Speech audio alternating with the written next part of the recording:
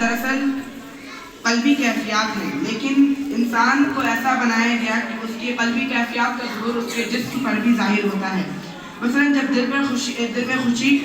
کی کیفیت ہو تو چہرے پر بشاشت ظاہر ہوتی ہے، اور بعض اوقات وہ اس کیفیت کے اثر سے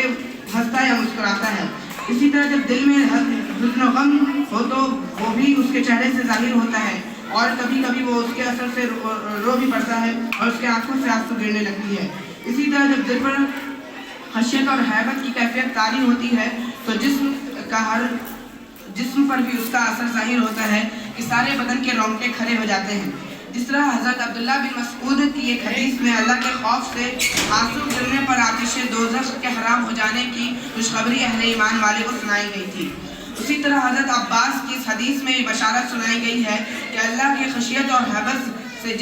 جب کسی بندے کے بدن کے رونگٹے کھڑے ہو جاتے ہیں تو سب اس کے گناہ ایسے جھڑتے ہیں جیسے کسی خزاں کے موسم میں سوکھے درختوں کے پتے جھڑتے ہیں۔ شکریہ۔